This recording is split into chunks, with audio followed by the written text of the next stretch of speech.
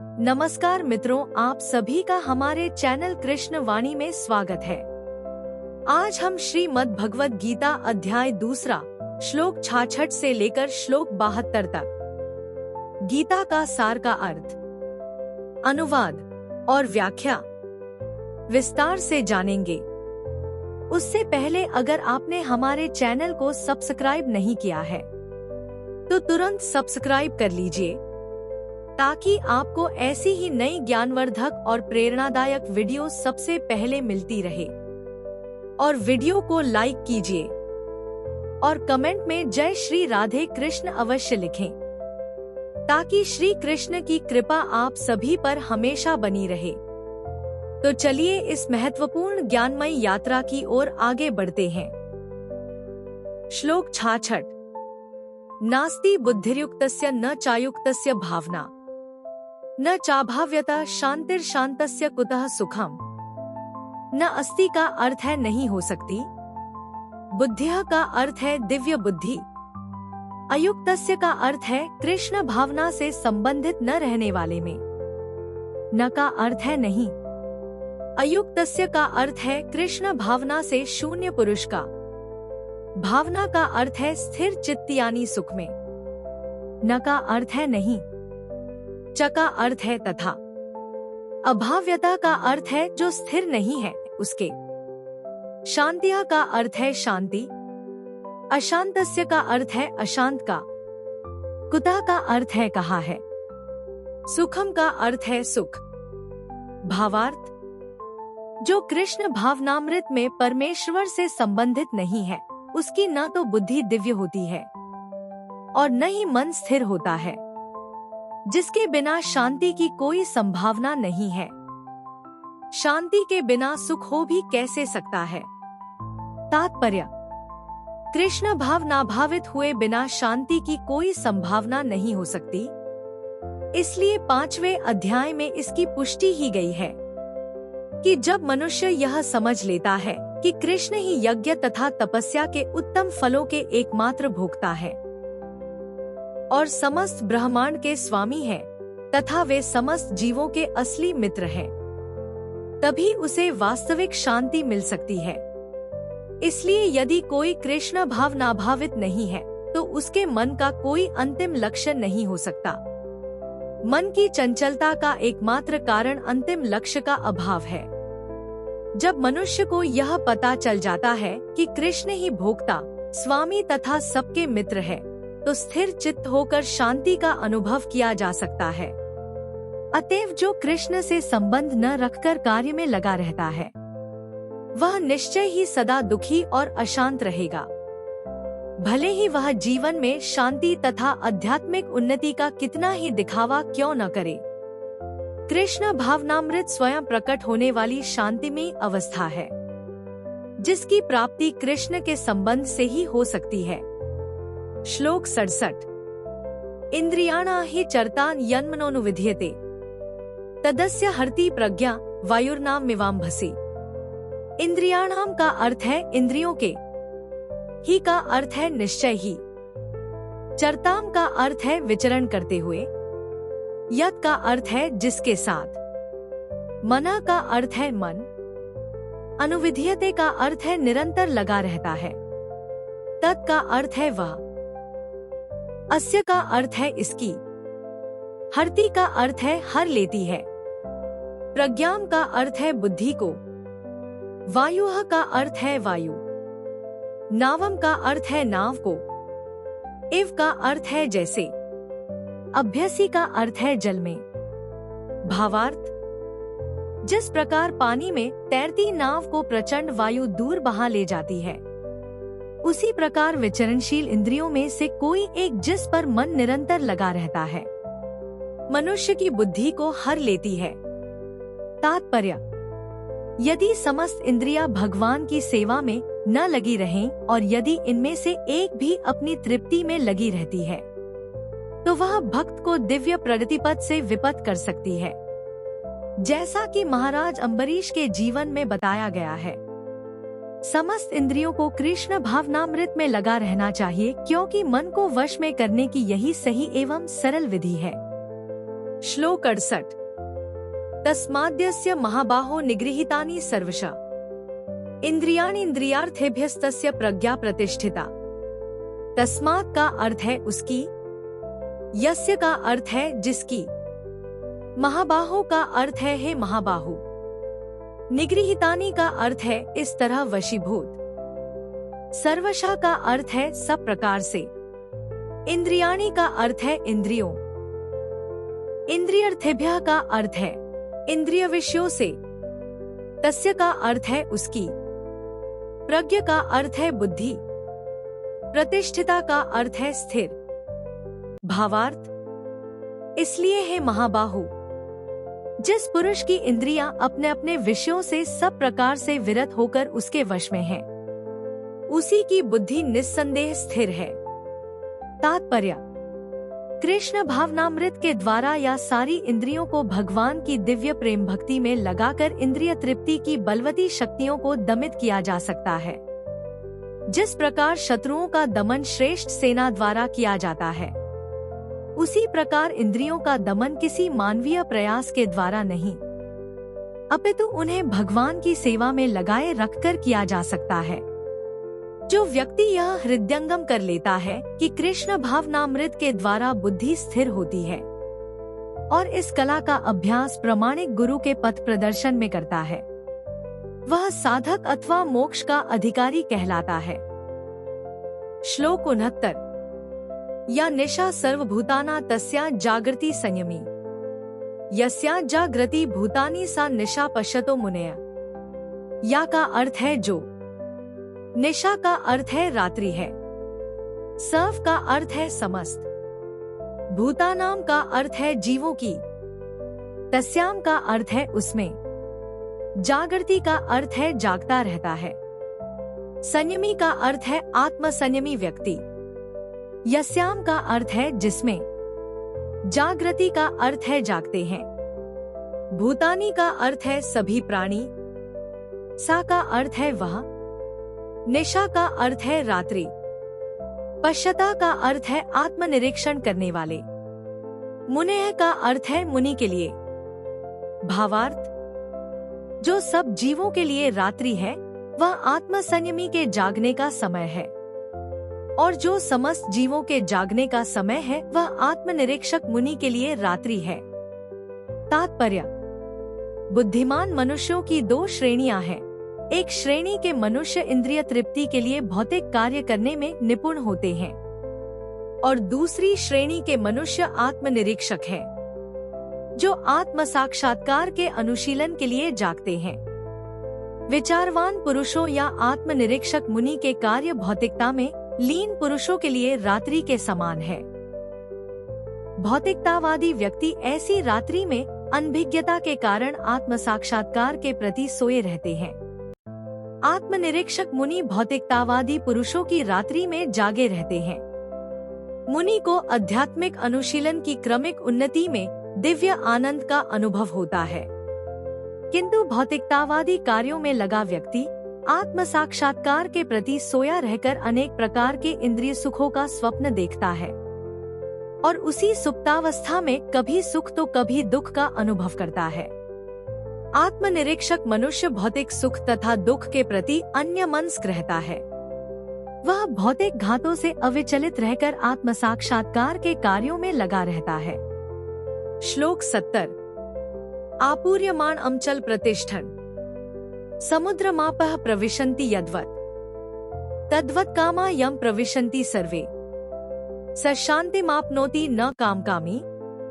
आपूर्यमाणम का अर्थ है नित्य परिपूर्ण, अचल प्रतिष्ठम का अर्थ है दृढ़ता पूर्वक स्थित, समुद्रम का समुद्र में, आपा का अर्थ है नदियां, प्रविशन्ति का अर्थ है प्रवेश करती है, यद्वता का अर्थ है जिस प्रकार, तद्वतः का अर्थ है उसी प्रकार, कामाह का अर्थ है इच्छाएं, यम का अर्थ है जिसमें, प्रविशन्ति का अर्थ है प्रवेश करती है, सर्वे का अर्थ है सभी, सह का अर्थ है वह व्यक्ति, शांतिम का अर्थ है शांति, आपनोति का अर्थ है प्राप्त करता है, न का अर्थ है नहीं।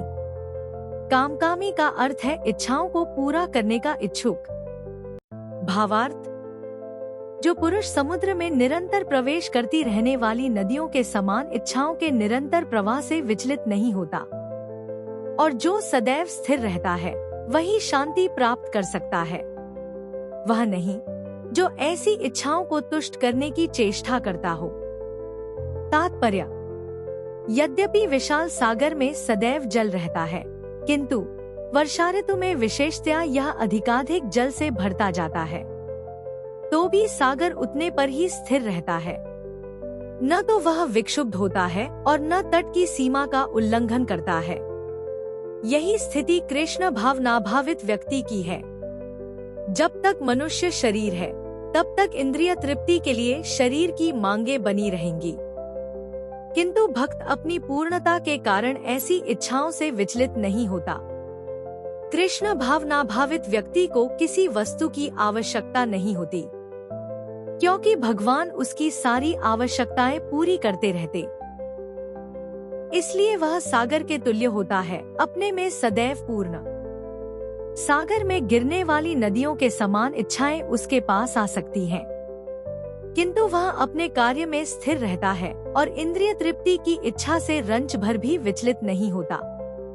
कृष्ण भावनाभावित व्यक्ति का यही प्रमाण है। इच्छाओं के होते हुए भी वह कभी इंद्रिय तृप्ति के लिए उन्मुख नहीं होता, चूँकि वह भगवान की दिव्य प्रेमा भक्ति में तुष्ट रहता है।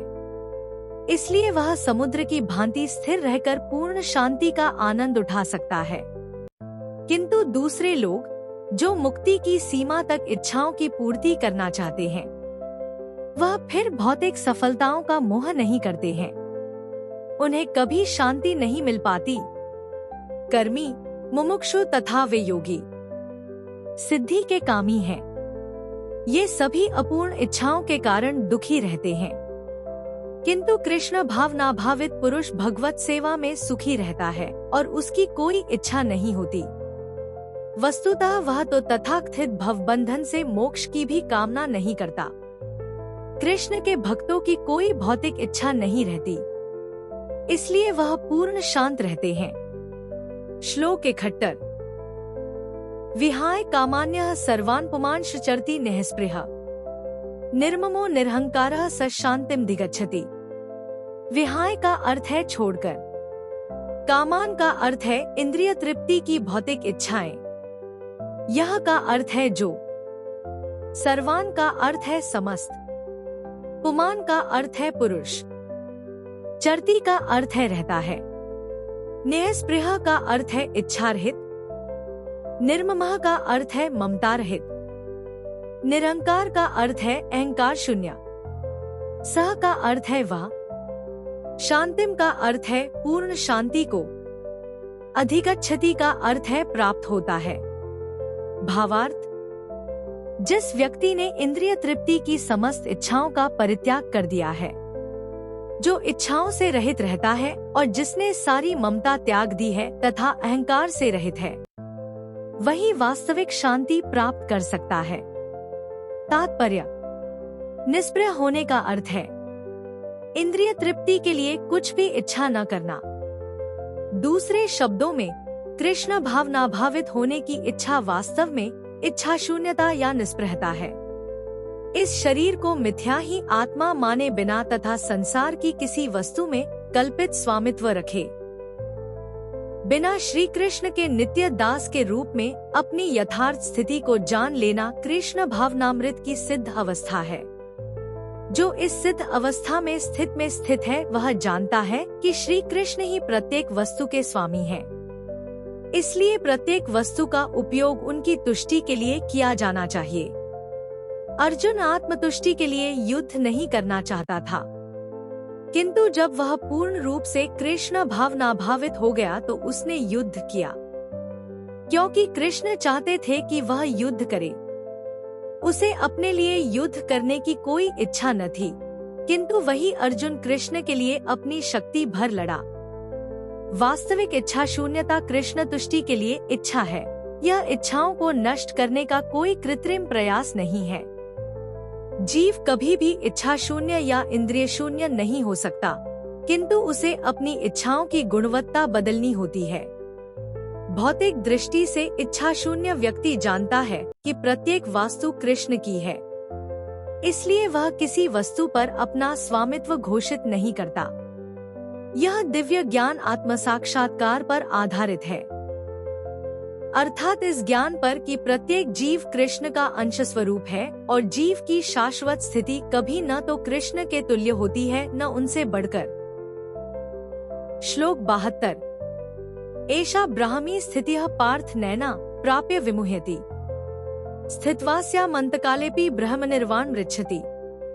एषा का अर्थ है यह। ब्राह्मी का अर्थ है आध्यात्मिक, स्थितिः का अर्थ है स्थिति, पार्थ का अर्थ है हे पृथा पुत्र, न का अर्थ है कभी नहीं, एनाम का अर्थ है इसको, प्राप्य का अर्थ है प्राप्त करके, विमुह्यति का अर्थ है मोहित होता है, स्थित्वा का अर्थ है स्थित होकर, अस्याम का अर्थ है इसमें, अंतकाले का अर्थ है जीवन के अंतिम समय में, अपि का अर्थ है भी, ब्रह्म निर्वाणम का अर्थ है भगवत धाम को, ऋच्छति का अर्थ है प्राप्त होता है। भावार्थ, यह आध्यात्मिक तथा ईश्वरीय जीवन का पथ है, जिसे प्राप्त करके मनुष्य मोहित नहीं होता। यदि कोई जीवन के अंतिम समय में भी इस तरह स्थित हो तो वह भगवत धाम को प्राप्त होता है। तात्पर्य, मनुष्य कृष्ण भावनामृत या दिव्य जीवन को एक क्षण में प्राप्त कर सकता है और हो सकता है कि उसे लाखों जन्मों के बाद भी न प्राप्त हो। यह तो सत्य समझने और स्वीकार करने की बात है। खटवांग महाराज ने अपनी मृत्यु के कुछ मिनट पूर्व कृष्ण के शरणागत होकर ऐसी जीवन अवस्था प्राप्त कर ली। निर्वाण का अर्थ है भौतिकतावादी जीवन शैली का अंत। बौद्ध दर्शन के अनुसार इस भौतिक जीवन के पूरा होने पर केवल शून्य शेष रह जाता है, किंतु भगवद गीता की शिक्षा इससे भिन्न है। वास्तविक जीवन का शुभारंभ इस भौतिक जीवन के पूरा होने पर होता है। स्थूल भौतिकतावादी के लिए यह जानना पर्याप्त होगा कि इस भौतिक जीवन का अंत निश्चित है, किंतु आध्यात्मिक दृष्टि से उन्नत व्यक्तियों के लिए इस जीवन के बाद अन्य जीवन प्रारंभ होता है। इस जीवन का अंत होने से पूर्व यदि कोई कृष्ण भावनाभावित हो जाए तो उसे तुरंत ब्रह्म निर्वाण अवस्था प्राप्त हो जाती है। भगवत धाम तथा भगवत भक्ति के बीच कोई अंतर नहीं है, चूँकि दोनों चरम पद हैं। इसलिए भगवान की दिव्य प्रेमी भक्ति में व्यस्त रहने का अर्थ है भगवत धाम को प्राप्त करना। भौतिक जगत में इंद्रिय तृप्ति विषयक कार्य होते हैं और आध्यात्मिक जगत में कृष्ण भावनामृत विषयक। इसी जीवन में ही कृष्ण भावनामृत की प्राप्ति तत्काल ब्रह्म प्राप्ति जैसी है, और जो कृष्ण भावनामृत में स्थित होता है वह निश्चित रूप से पहले ही भगवत धाम में प्रवेश कर चुका होता है। ब्रह्मा और भौतिक पदार्थ एक दूसरे से सर्वथा विपरीत हैं। इसलिए ब्राह्मी स्थिति का अर्थ है भौतिक कार्यों के पद पर न होना।